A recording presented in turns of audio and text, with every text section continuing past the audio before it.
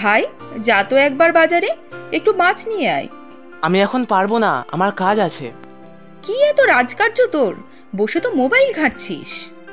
Phone এমনি এমনি ঘাঁটছি না, কাজ করছি। রাখ তোর কাজ, এখন বাজারে যেতে বলছি, যাবি? বাবা তো সকালে গেছিল বাজারে, আর আমি তো এই মুদি সদাইয়ের সব বাজার করে আসলাম। এখন এই রোদে আমি আর বেরোতে পারবো না।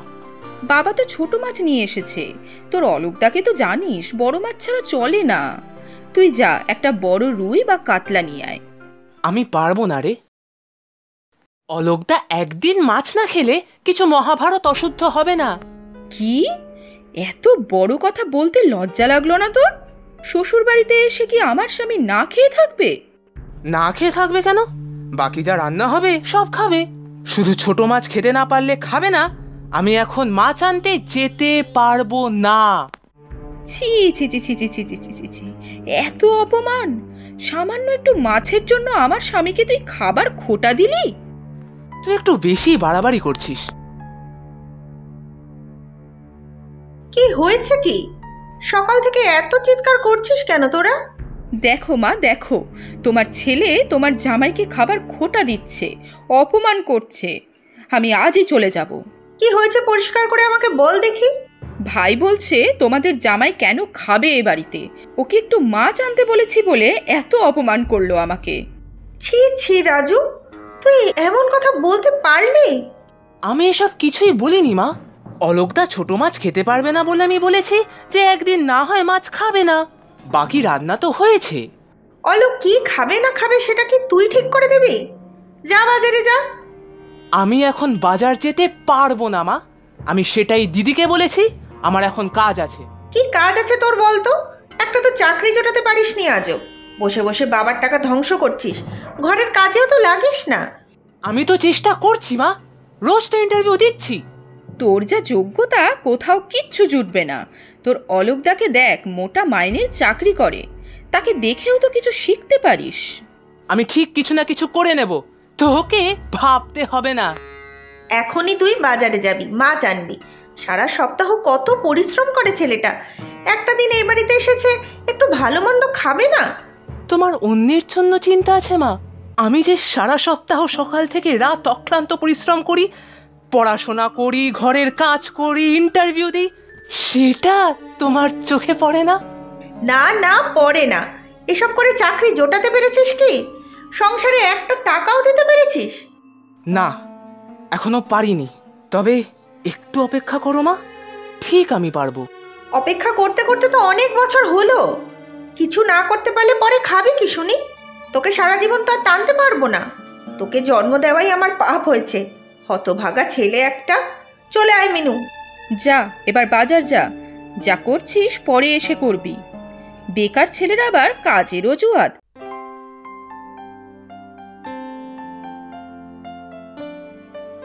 আর একটা রুটি দাও না মা। ঘরে বসে বসে বাবার পয়সায় খেতে লজ্জা করে না তোর? আহ, আবার তুমি শুরু করলে? থামো তুমি। এত বড় একটা ছেলে এখনো কোনো কাজ জোটাতে পারলো না। ও তো চেষ্টা করছে, রোজ সেই সকালে বেরোয়, রাতে ফেরে। এতে কাজের কাজ কিছু হচ্ছে কি?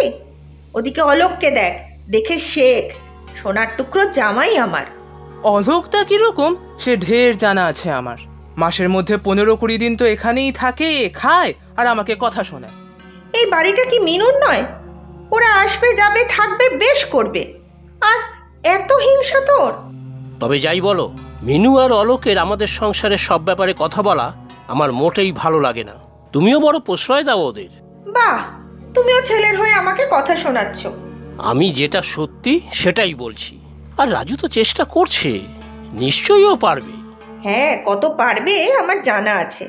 ওর বন্ধুরা সব চাকরি পেয়ে মা বাবার মুখ উজ্জ্বল করছে, আর ইনি ঘরে খেয়ে বোনের মোষ তাড়াচ্ছেন। আর কিছুদিন আমাকে সময় দাও মা, আমি ঠিক পারবো। সারা জীবনেও তোর কিচ্ছু হবে না, বেকার ছেলে একটা। মায়ের কথায় মনে করিস না কিছু। আয় খেয়ে নে বাবা, ঠিক পারবি তুই। আমার গলা দিয়ে আর খাবার নামবে না বাবা, আমি উঠি।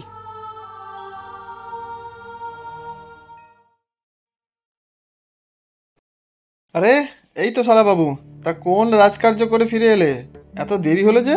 তেমন কিছু না, ইন্টারভিউ দিচ্ছিলাম। কম তো ইন্টারভিউ দিলে না, কিছুই তো হলো না এখনো।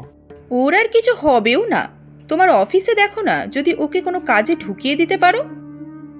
বলছেন যখন, তখন দেখবো চেষ্টা করে। আমার তোমার অফিসের কোনো কাজ লাগবে না অলোকদা, আমি আমারটা ঠিক বুঝে নেব। দেখলে মা, দেখলে? তোর ভালোর জন্যই তো বলছি। কিরকম অপমান করছে দেখলে? এত তোর মান অপমানের জ্ঞান থাকলে বিয়ের পর বাপের বাড়িতে পড়ে থাকতিস না রে দিদি, নিজের সংসারটা মন দিয়ে করতিস। এসব কি বলছিস তুই মিনুকে? শোনো মা, আমি আর কখনো এ বাড়িতে আসবো না। ভাই আমাদের সুযোগ পেলেই অপমান করে। নির্লজ্জ বেহায়া ছেলে। অলোককে হিংসা করিস তুই? অলোকের পায়ের নখের যোগ্যতা নেই রে তোর। আমি বলে দেখলে একটা পিয়ন বা দারোয়ানের চাকরি হয়ে যেতে পারে, কিন্তু সেখানে আবার ফস করে আমার পরিচয় দিয়ে দিলে মুশকিল। বোঝেনি তো, আমার একটা মান সম্মান আছে। বললাম তো আমার লাগবে না। তা লাগবে কেন? বাবা মাকে অতিষ্ঠ করে না মেরে তো তোর শান্তি হবে না। তোকে বসে বসে আর খাওয়াতে পারবো না। সত্যি রাজু, তোমার লজ্জাও নেই? তোমার দিদিরও তো ভাই বলে পরিচয় দিতে লজ্জাই করে। আমিও আমাদের পরিবারে তোমার পরিচয় দিতে পারি না। সত্যি বংশের কলঙ্ক। ছি ছি ছি। কি করবে ঠিক করলে? কি আবার করব, রোজ যেমন ইন্টারভিউ দিচ্ছি দেব। কি যে ছাইভস্য ইন্টারভিউ দাও কে জানে। আর শোনো, আমি ওসব কথা জিজ্ঞাসা করিনি। আমি তোমার আমার সম্পর্কের কথা জিজ্ঞেস করছি তোমাকে।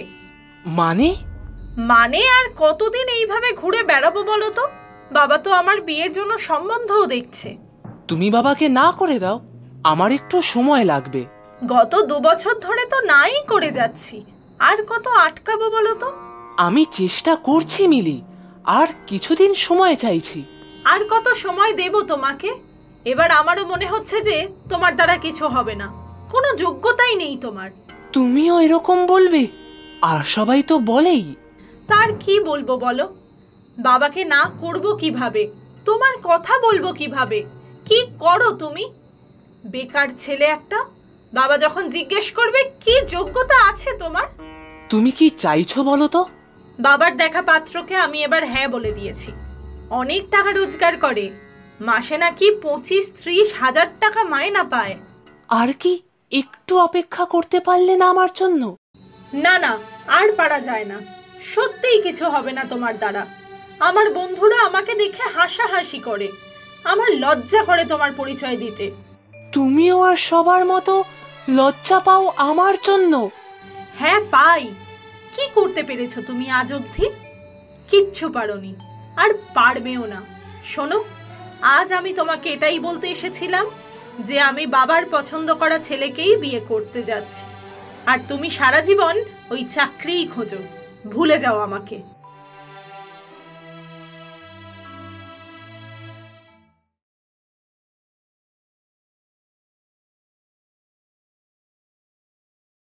বাবা, ভাই সকাল সকাল ব্যাগ নিয়ে চললি কোথায়? বাড়ি ছেড়ে পালাচ্ছিস বুঝি? হ্যাঁ, আমি চলে যাচ্ছি। তা যাচ্ছিস কোন চলে শুনি? ওখানে কে খাওয়াবে তোকে? এই নাও বাবা, এটা দেখো। এটা তুমিও নাও মা। আরে, এটা তো একটা অ্যাপয়েন্টমেন্ট লেটার। আরে বাপ, এত বড় কোম্পানি! হ্যাঁ বাবা, আমি একটা খুব বড় চাকরি প্রায় 2 মাস আগেই পেয়েছি। এতদিন ওয়ার্ক ফ্রম হোম করতাম, এখন সেখানে জয়েন করতে হবে। আর মা, তোমার খামে আমার মাইনের টাকাগুলো আছে, 90,000 টাকা। হ্যাঁ, এ তো অনেক টাকা। তুমি তো এতদিন টাকাই চেয়ে এসেছো মা, তাহলে এত অবাক হচ্ছ কেন? তুই এতদিন আমাদের বলিসনি কেন? ইচ্ছে করেই বলিনি, না হলে আমাকে ঠিক কতটা অপদার্থ ভাবে, কতটা হেয় করে জানতেই পারতাম না। এভাবে বলিস না বাবা, আমার খুব চিন্তা হতো। তাই তুমি সবসময় আমাকে অপমান অসম্মান করে গেছো। দিদি, জামাইবাবু সবার সামনে গাল মন্দ করেছো। তার মানে তুই ঘরে ল্যাপটপে বসে অফিসের কাজ করতিস? আমি তো ভাবতাম চাকরির ইন্টারভিউ দিচ্ছিস। মজার কথা কি জানিস দিদি, আমি মার্কেটিং এক্সিকিউটিভ হিসাবে যেই কোম্পানিতে জয়েন করেছি, সেখানেই অলোকটা ফিল্ডে মার্কেটিং করে। আমার আন্ডারেই কাজ করবে এখন থেকে। কি বলছিস তুই? আমার তো বিশ্বাসই হচ্ছে না। না বাবা, তুমি অন্তত অবিশ্বাস করো না। তুমি একমাত্র যে আমার উপর থেকে কখনো বিশ্বাস হারাওনি। আমি যাই বাবা, তোমরা ভালো থেকো। আর হ্যাঁ মা, প্রতি মাসে তোমাদের খরচের টাকা আমি ঠিক পাঠিয়ে দেব। আমাকে ক্ষমা করে দে ভাই, আমি সত্যিই ভুলে গিয়েছিলাম তুই পরীক্ষায় কখনো দ্বিতীয় হসনি, প্রতি বছরই ফার্স্ট বয় হতিস। আর যখন কিছুদিন চাকরি পাচ্ছিলাম না, তখন বুঝি লাস্ট বয় হয়ে গেছিলাম। সব সময় শুধু তুচ্ছ তাচ্ছিল্য সহ্য করতে হতো। আমি অন্যায় করেছি রে রাজু, ঘোর অন্যায় করেছি। সবাই শুধু জিজ্ঞাসা করতো ছেলে চাকরি পেল, মাথা খারাপ হয়ে গিয়েছিল আমার। এখন বুঝতে পারছি তারা আমার কেউ নয়, আর ওদের কথায় আমি নিজের ছেলেটার উপরেই কত অন্যায় জুলুম করে ফেলেছি। থাক মা ওসব কথা। আর দিদি, তুই আমার একটা কাজ করবি রে? হ্যাঁ ভাই, কি কাজ বল না, তুই যা বলবি আমি তাই করব। আমি একটা জিনিস দেব, একটু ওই মিলিকে দিয়ে আসিস না রে। কি জিনিস রে? আমি ঠিক দিয়ে দেব। বিশেষ কিছু না, একটা গিফট, ওর বিয়ের উপহার। কি যাতা বলছিস? মেয়েটা তো কাল সন্ধ্যাতেও এসেছিল আমার কাছে, তুই যখন বাইরে ছিলি। মিলি এসেছিল তোমার কাছে? কেন? ও মেয়ে তো একটা পাগলি, পাগলের মতো ভালোবাসে তোকে। ওর বাবা একজন পাত্র ঠিক করেছিল, মেয়েটা না করে দিয়েছে সবার অমতে। বাড়িতে খুব অশান্তি চলছে, পালিয়ে এসে দেখা করে গিয়েছে আমার সাথে। তুমি কি বললে মা? কি আর বলবো, আমি তো ভেবেছিলাম তুই বেকার, ওকে খাওয়াবি কি। তা শুনে মেয়েটা বলেছিল আধপেটা খাবো, তবু তোর সাথেই ঘর করবে। তাহলে আর দেরি নয়, আমরা আজই যাব ওদের বাড়িতে। মিনির বাবা তো আমার বন্ধু, দেখে নিস আমি ঠিক রাজি করাবো ওকে। আমি আসি, তোমরা যা ভালো বোঝো করো। প্রচুর সঠিক উত্তরদাতাদের মধ্যে থেকে আমরা বেছে নিয়েছি 10 জনের নাম। গল্পের নাম দুমুঠো ভাত।